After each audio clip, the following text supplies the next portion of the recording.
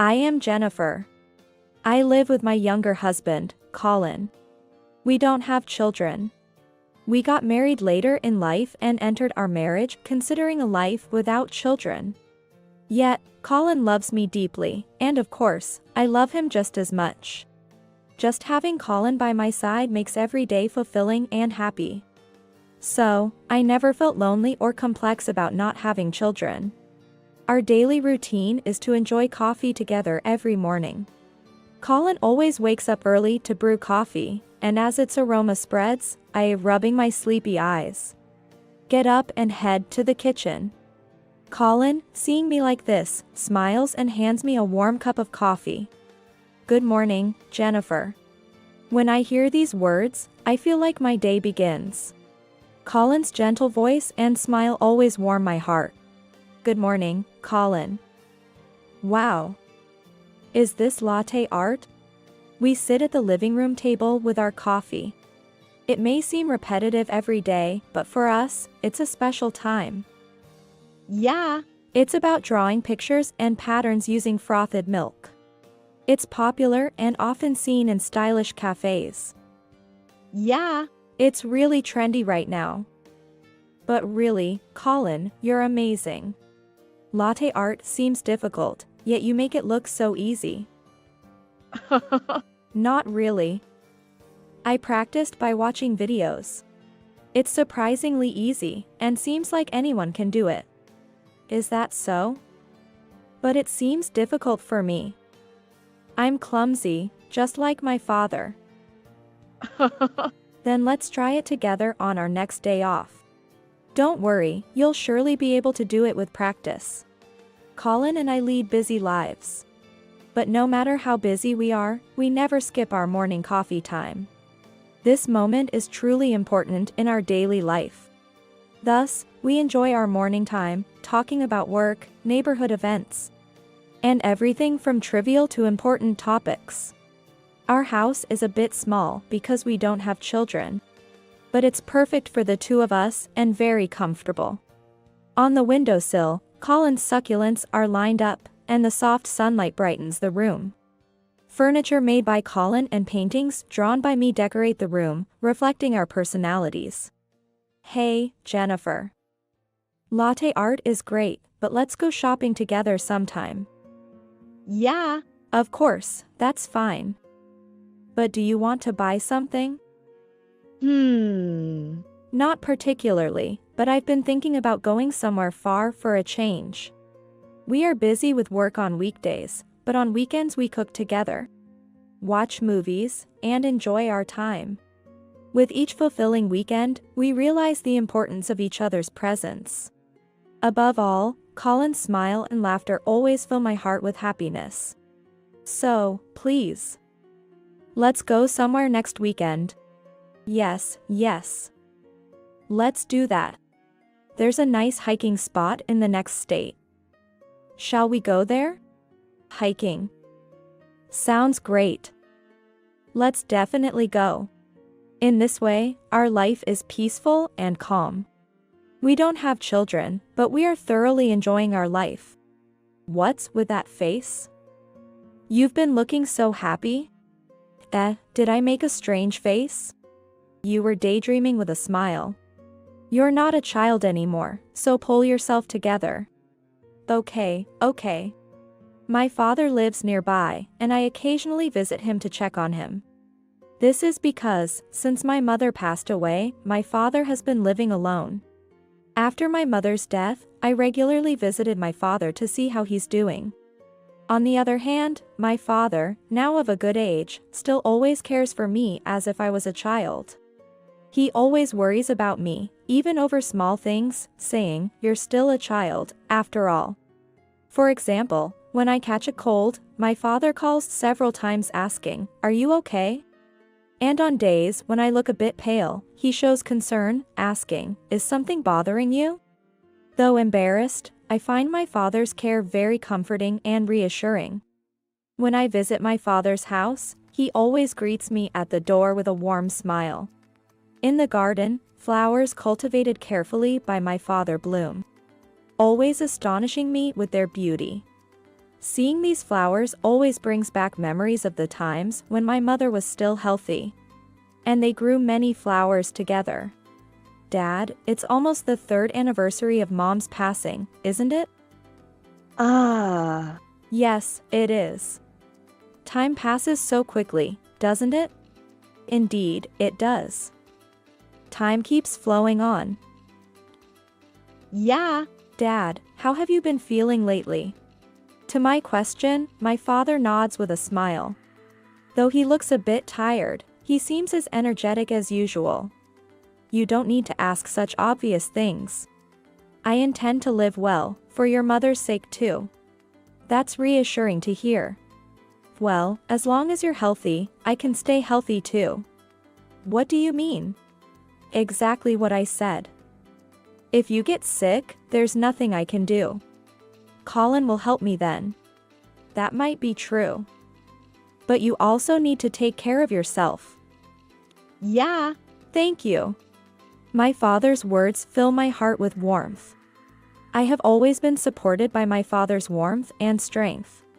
Since my mother's death, my father has become an even more important figure in her life. As my father is getting older, I think I need to pay more attention to his health. When there's time, we cook and enjoy meals together. My father always eats my cooking with a smile, saying, "It's delicious." Jennifer's father, your cooking is getting closer to your mother's taste. Really? Yes. Does Colin also say it's delicious? I wonder. But he always eats it all without leaving any. That's most important. Men rarely give compliments. That's true. Wait, Dad, you're not eating much. Have you lost your appetite lately? I'm getting old. My appetite is naturally getting smaller. My father often says, Jennifer resembles her mother, while looking at me.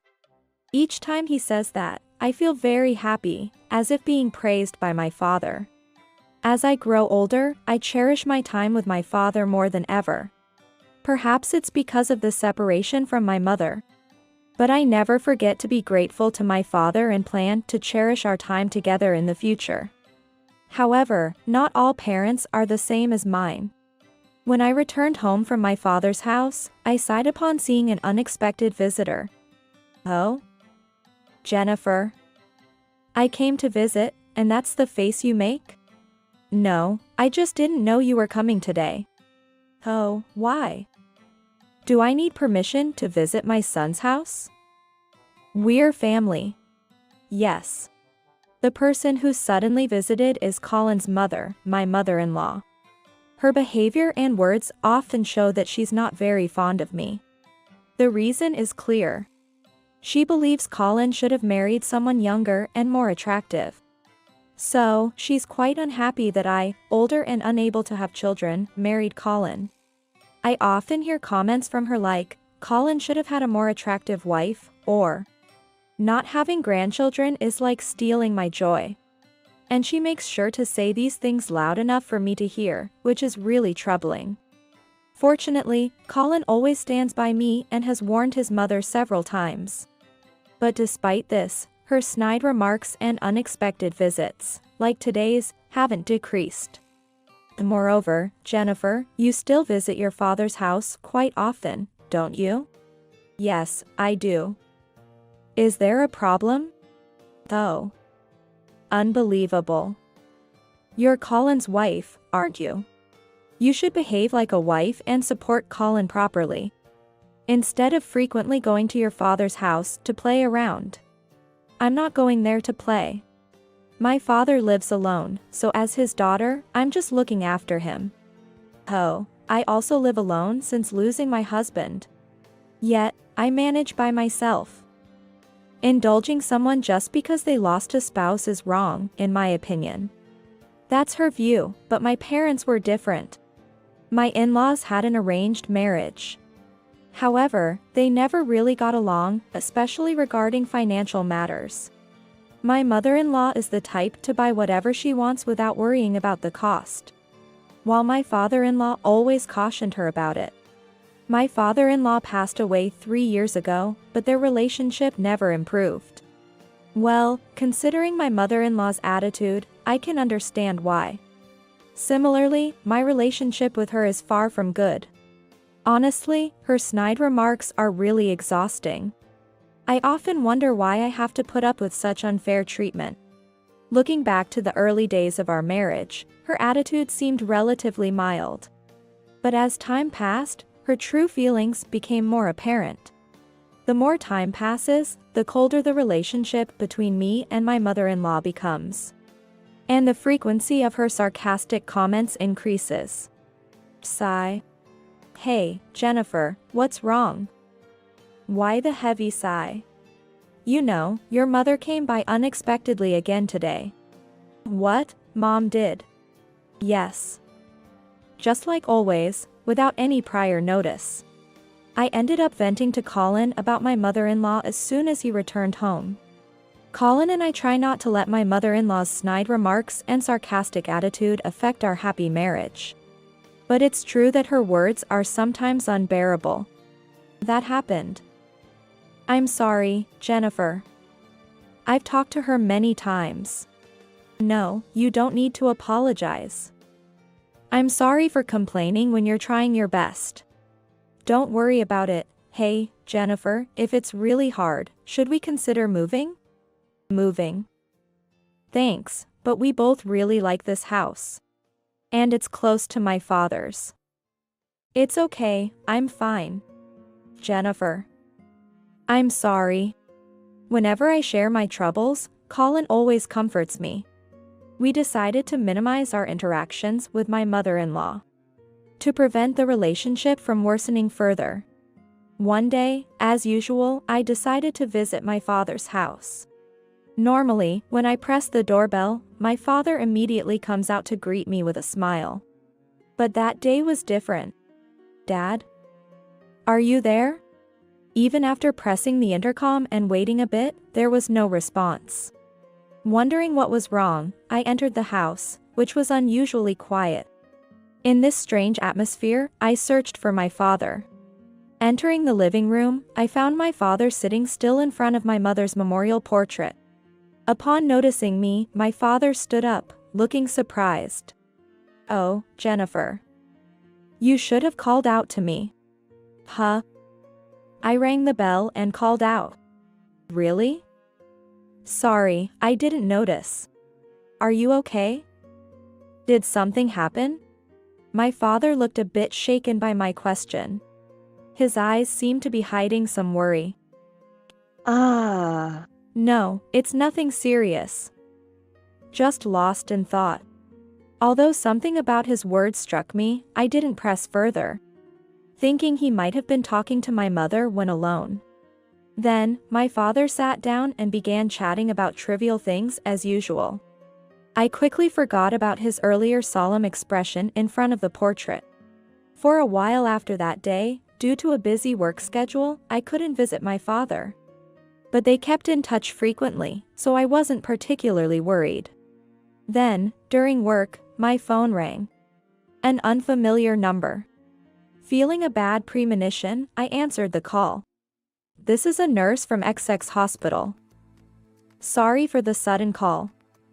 Is this Jennifer's phone? Yes, it is. What's the matter? The caller was a nurse from a nearby hospital. At that moment, my heart sank, realizing something had happened. I braced myself for the news about to be delivered over the phone. Please stay calm as I explain. Your father collapsed earlier. A doctor would like to speak with you. Could you come to the hospital as soon as possible? What? Hearing the nurse's words, I was thrown into confusion. And then, I vividly remembered my father sitting in front of the portrait. Perhaps he had sensed something about his condition. But thoughts like that had to wait.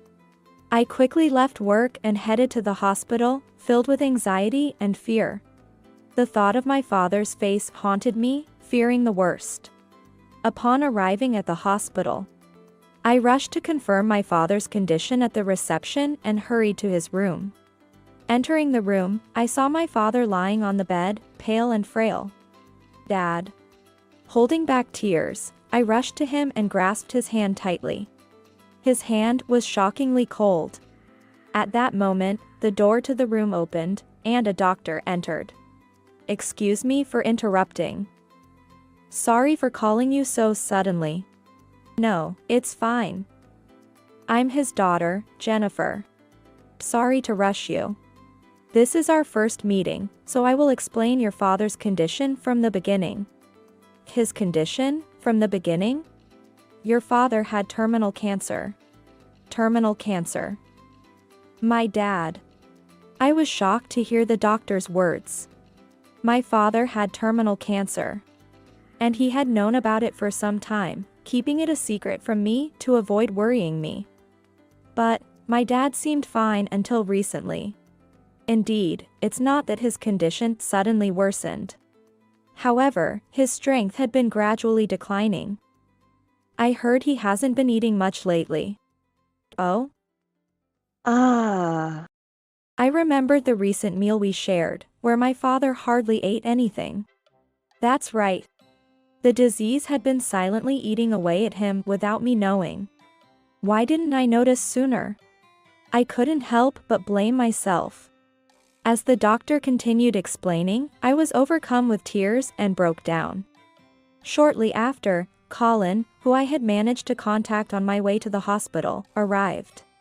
He received the same explanation from the doctor and gently embraced me. His warmth made my tears flow even more.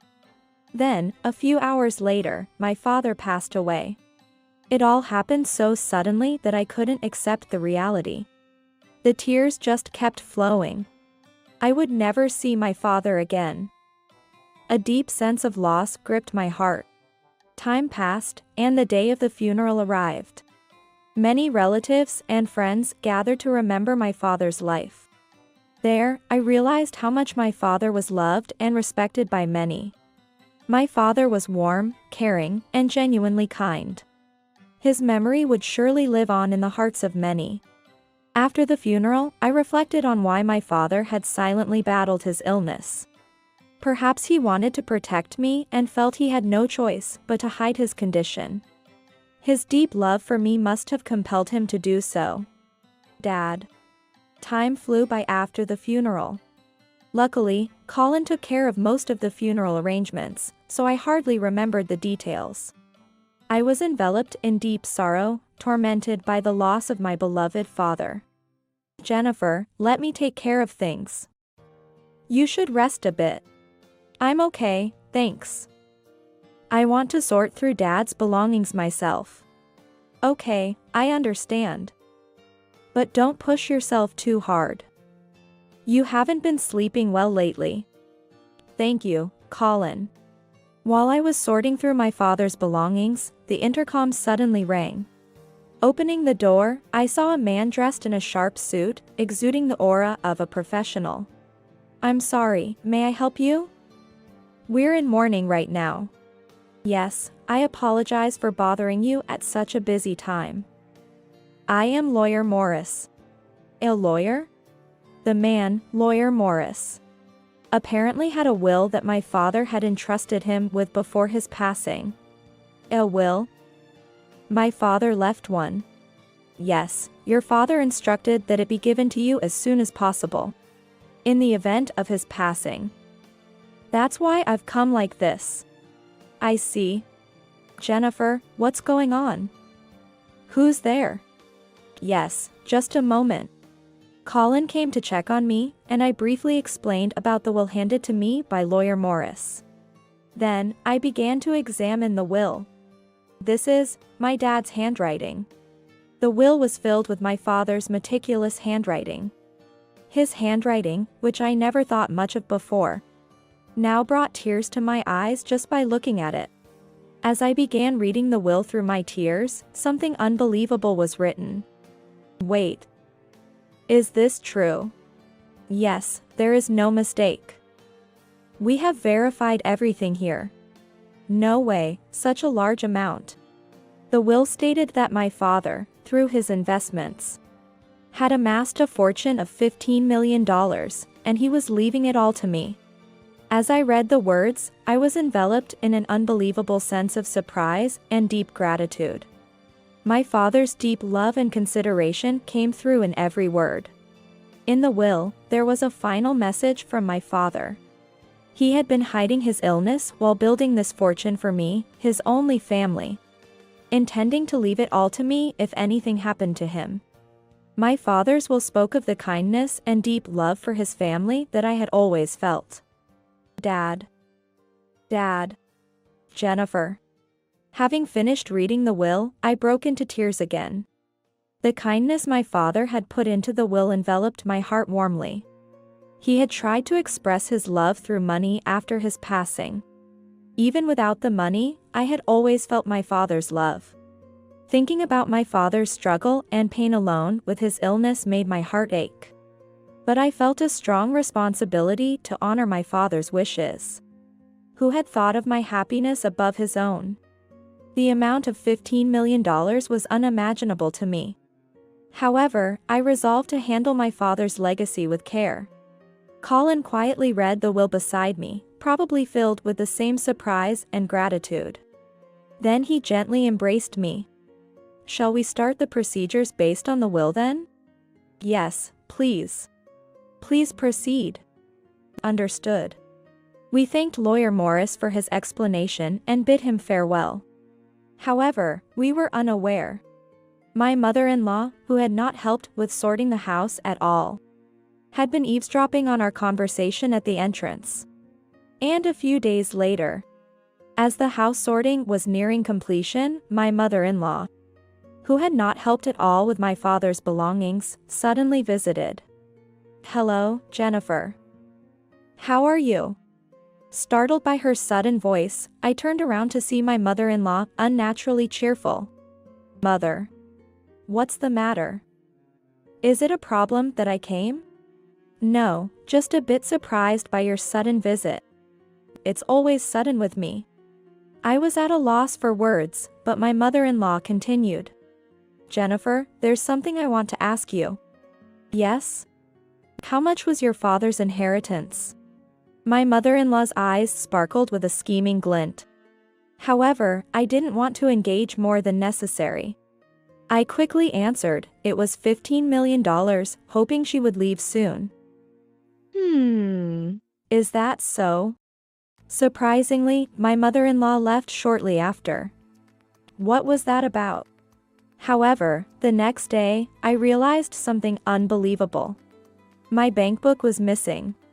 Trying to remain calm despite the initial panic, I repeatedly checked the place where the bank book should be, but it wasn't there. Immediately, my mind flashed to my mother-in-law. I tried to contact her, but for some reason, couldn't get through. Controlling my panic, I rushed to my mother-in-law's apartment. Then, I found the place already empty. The landlord confirmed she left in a hurry yesterday. Facing this reality, I stood dumbfounded. Why? Amidst my confusion and disappointment, Colin rushed to my side. His words somehow managed to calm me down. Colin and I decided to file a police report and requested a thorough investigation. However, finding evidence proved challenging, and the key person, my mother-in-law, was missing. The investigation was facing significant difficulties.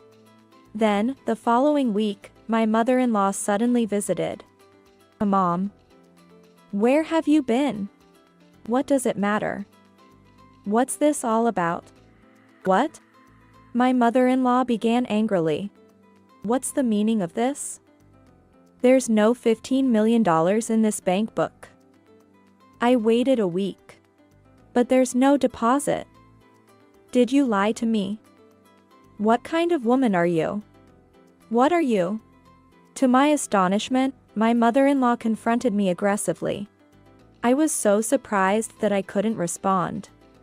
"Wait, why do you have my bank book, Mother? You should know why. I wanted some of the inheritance too. I'm your mother-in-law, I thought I had some right to it." "What are you saying? Stealing a bank book, that's not something that can be forgiven. Of course, I didn't plan to take it all. I just wanted $5 million. Then I would have returned it. How could you? I was shocked and speechless, but my mother-in-law showed no remorse. Jennifer, you should apologize for exaggerating about the $15 million. It's all a lie. It's not a lie. Ha! There's nothing in the bank book. I have 2 bank books. One for everyday use, and another for inheritance. What do you mean? I opened another account for the inheritance, as advised by the lawyer. So the one you stole has no inheritance in it. My mother-in-law was visibly shocked. So, there really is $15 million? Yes. Dad prepared that money with a lot of effort for Jennifer. Then, that's fine. Just give me $5 million quickly. Stop it. I've been silent so far, but all you talk about is money. What do you think about Dad's feelings? Well, I won't give you a penny of the money Dad left for me. And I won't forgive what you've done to me so far. I will report this to the police. Wait. Colin, say something. You can convince Jennifer, right? Mom, do you realize what you've done? This is a serious crime. Don't involve us anymore. You're no longer a mother to me. What? Colin. Why? Hey. Afterwards, my mother-in-law was arrested. The police investigation revealed that she had stolen my bank book with the intention of taking the inheritance. Even in her last moments, she was shouting, "Jennifer, I was wrong this time. Please tell the police I didn't commit theft." I just gave her a cold look and didn't respond. Of course, Colin did the same. A month after the incident, Colin and I built a new house with the inheritance. It had a beautiful view of the sea. We decided to place my parents' photos in the room with the best view, as they both loved nature and beautiful sceneries. Since then, we had no contact with my mother-in-law, not even visiting her in prison. It might be tough for her, but it was no longer my concern. Accepting it as a consequence of her actions, we looked forward to our future with hope.